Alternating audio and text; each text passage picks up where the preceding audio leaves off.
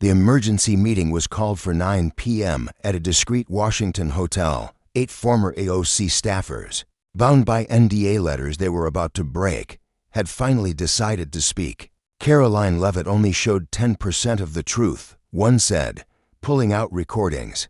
The real AOC is so much worse. Before diving into the story, comment where you're watching from and don't forget to subscribe so you won't miss the latest political exposes. The Mayflower Hotel in downtown Washington had hosted countless clandestine political meetings over its century of existence. But the gathering in Conference Room C on that rain-soaked Thursday night in March was different. No lobbyists or power brokers here, just 8 young professionals united by shared trauma and a decision that would end their careers in Democratic politics. Sarah Martinez, AOC's former communications director, had organized the meeting. At 31, she'd already developed stress-induced insomnia and anxiety attacks from her 3 years working for the Congresswoman. Round the table sat former schedulers, policy advisors, and constituent services staff, all bound by ironclad NDA letters that AOC insisted every employee sign. We all saw what happened with Caroline Leavitt on CNN, Sarah began, her voice steady despite her shaking hands. AOC cried because she was exposed, but Leavitt only scratched the surface. The truth is so much worse. Michael Chen, former policy advisor, nodded grimly. I've been in therapy for 6 months. My therapist says I have PTSD from working in that office, PTSD from a congressional job. Think about that. The group had been communicating through encrypted messages since the CNN incident. Watching AOC cry on national television hadn't brought them satisfaction. It had triggered memories of their own breakdowns in supply closets, bathroom stalls, and after particularly brutal staff meetings. I recorded everything, admitted Jennifer Walsh, the former scheduler. She pulled out her phone. Started after my first week when I realized what we were dealing with. I have hundreds of hours. The others stared. Recording a member of Congress without permission was legally gray, ethically questionable, and career suicide.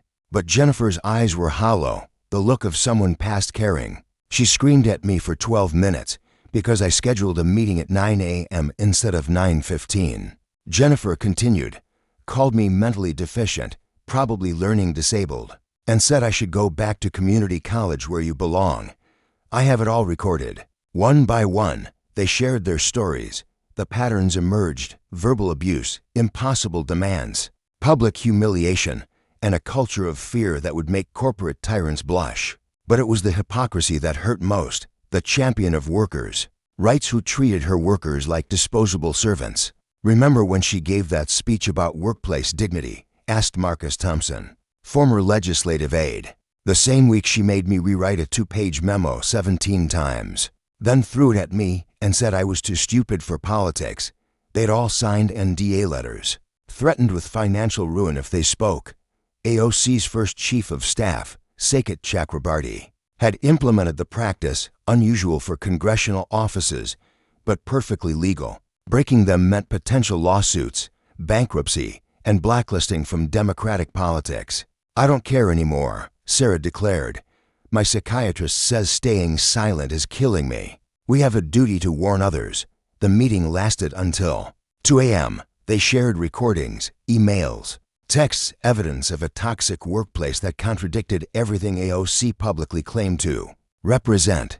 They made a pact. They would go public together. Safety in numbers. Consequences be damned. The first crack in the dam came 3 days later. Politico ran a cryptic item. Multiple former AOC staffers considering breaking NDA letters to discuss workplace environment. AOC's current team went into crisis mode, threatening legal action against anyone who violated their agreements. But the threats backfired. More former staffers reached out to the original 8.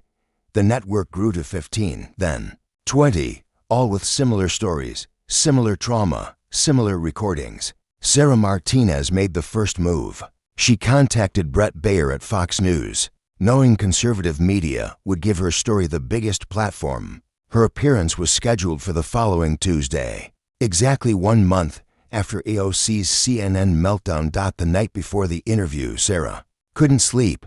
Her phone buzzed with threats from AOC's lawyers, promises of lawsuits and financial destruction, but also messages of support from other former staffers. We're with you. Tell the truth. It's time. Tuesday evening, Sarah sat across from Brett Baer in Fox News' Washington studio. She'd lost weight, her face gaunt from months of stress, but her eyes were clear, determined. "Sarah, you worked for Congresswoman Ocasio-Cortez for 3 years." Baer began. "You signed an NDA. Why are you breaking it now?" Sarah took a deep breath.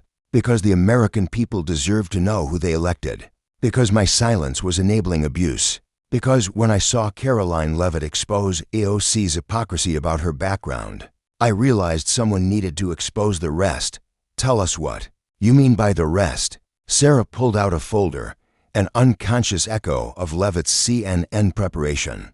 Alexandria Ocasio-Cortez presents herself as a champion of workers, of dignity, of respect. In reality, she's the most abusive boss I've ever encountered, and I have proof. She played the first recording. AOC's voice, unmistakable, filled the studio. "You're all fucking incompetent. How did I get stuck with the stupidest staff on the Hill? A bunch of millennials who can't do anything right." Bayer's eyebrows rose. "When was this recorded?" "Staff meeting, January 2023, the day after she gave a speech about respectful workplaces.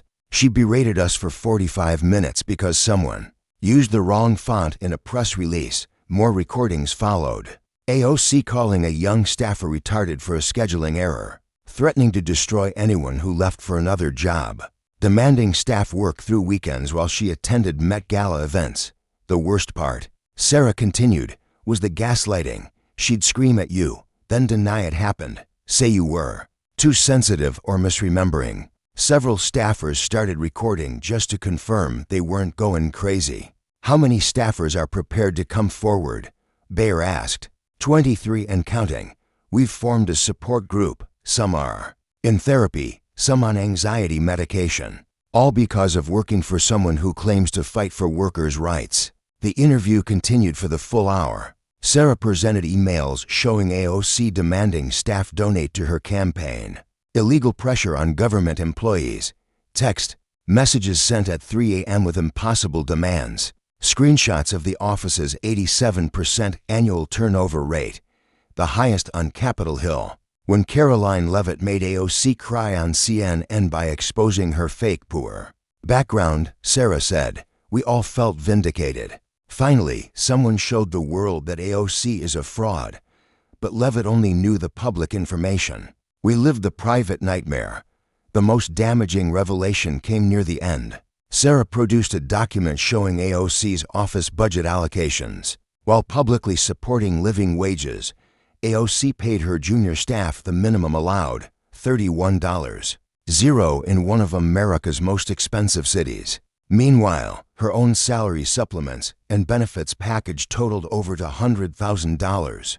"She could have paid us fairly," Sarah explained.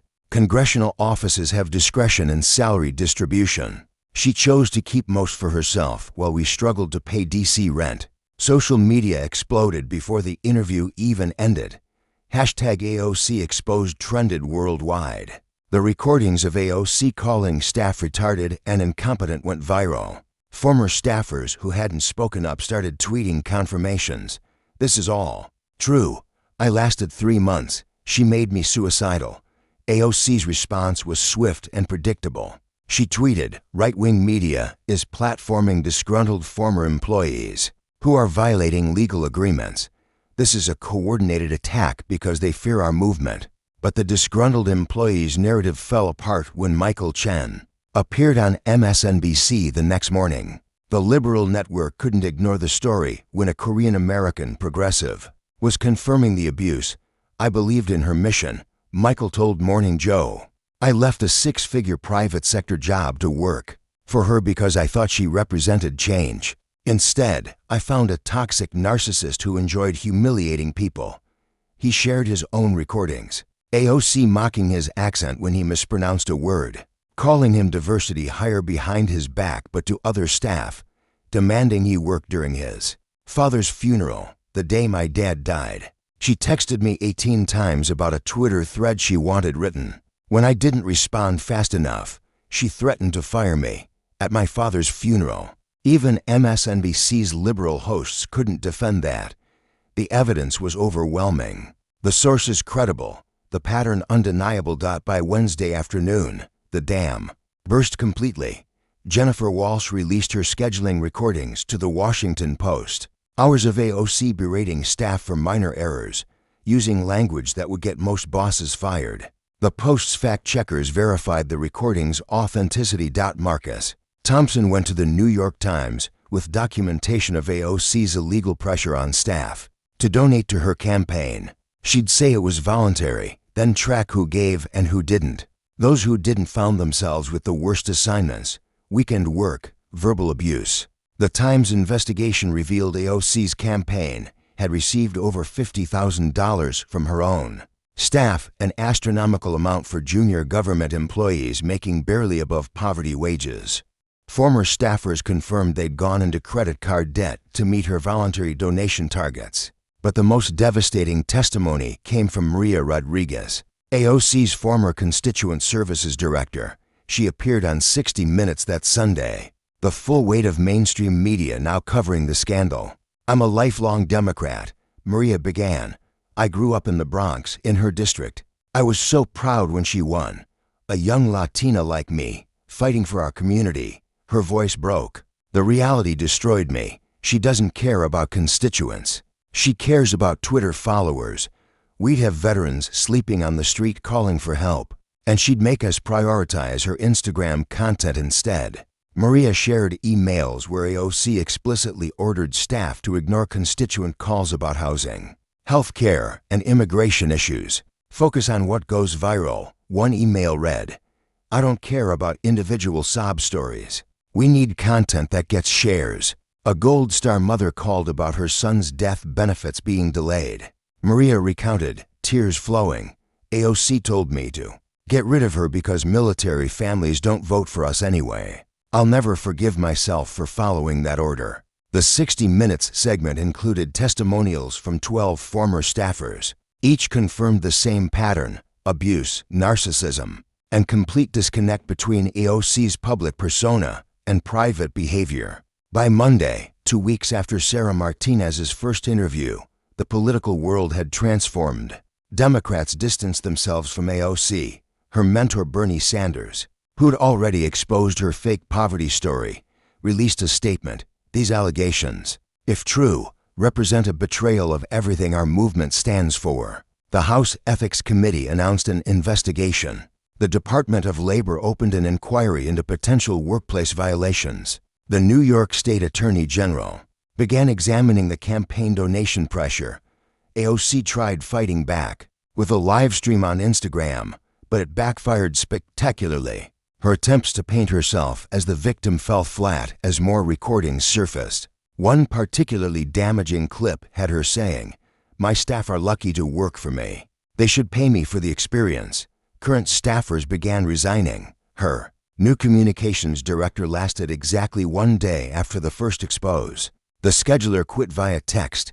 By the 3rd week, AOC's office was essentially non-functional, unable to hire replacements as word spread throughout Capitol Hill. The constituent stories were the final nail. Dozens came forward with tales of being ignored, dismissed, or mocked by AOC's office. A disabled veteran shared emails where AOC's staff called him annoying and not worth our time. A single mother fighting eviction was told to stop calling and handle your own problems. Caroline Leavitt, whose CNN destruction of AOC had started, this avalanche, was asked to comment during a White House briefing. "I take no pleasure in seeing these revelations," she said with characteristic class. "But I hope it reminds everyone that authenticity matters. You can't claim to fight for workers while abusing your own. You can't champion the poor while ignoring constituents in need. The truth always comes out." She paused, then added, "To the brave staffers who came forward, risking their careers to expose abuse, you're heroes. Speaking truth to power isn't easy, especially when that power pretends to be on your side." The legal consequences mounted. The NDA letters were ruled unenforceable as they were being used to hide illegal behavior. AOC faced multiple lawsuits from former staffers for workplace abuse, wage theft, and creating a hostile environment. The campaign finance violations alone carried potential jail time. Her political career was effectively over. Primary challengers lined up, armed with testimony from former staff. Her own party leadership suggested she resign to avoid further damage. The woman who'd entered Congress as its youngest female member was leaving as its most disgraced. The final humiliation came when the full recordings were released online. Hours of AOC's abuse, carefully cataloged and verified. The woman who'd built her brand on social media was destroyed by it. Every cruel word, every hypocritical moment, every abuse of power, preserved forever in digital amber. In the end, 29 former staffers had come forward. Their support group grew to include current congressional staff from other offices who'd witnessed AOC's behavior. They created a foundation to help political staff report workplace abuse, named after Maria Rodriguez's constituent services motto, "Truth before politics." AOC's last public appearance before resigning was at a sparsely attended press conference. Gone was the confident social media star. In her place stood a diminished figure, reading a prepared statement about misunderstandings and growth opportunities. No one bought it. The recordings were too clear, the testimony too consistent, the evidence too overwhelming. The woman who'd cried on CNN when Caroline Leavitt exposed her fake poverty had nowhere to hide when her own staff exposed everything else. Sarah Martinez, the communications director who'd started it all, reflected on the experience months later. "Caroline Leavitt did us a favor. She showed that AOC could be exposed, that the truth mattered more than the narrative. She gave us courage to speak up." The scandal changed Capitol Hill culture. NDA letters in congressional offices became heavily restricted. Workplace protections for staff were strengthened. The bipartisan Former Staff Protection Act passed unanimously. Even AOC's remaining allies couldn't oppose it. As for AOC herself, she retreated from public life entirely. Her social media accounts went dark. The woman who'd lived for viral moments couldn't face the virality of her own downfall. Reports placed her in therapy, finally experiencing the mental health treatment she'd driven so many others to need. The lesson was clear. Authenticity matters. You can fool the public with carefully crafted personas, but you can't fool the people who work with you every day. And in the age of smartphones and recordings, the truth will always find a way out. Caroline Leavitt had exposed AOC's fake background in 28 minutes on CNN. AOC's own staff had exposed her fake character in recordings spanning 3 years. Together, they'd revealed the complete truth about Alexandria Ocasio-Cortez, a narcissist who'd used progressive politics as a vehicle for fame and power, leaving destroyed careers and broken people in her wake. The emergency meeting at the Mayflower Hotel had changed political history. 8 traumatized staffers, bound by illegal NDA letters and united by shared abuse, had done what opposition research never could. They'd told the truth about who AOC really was. And sometimes, the truth is the most powerful weapon of all.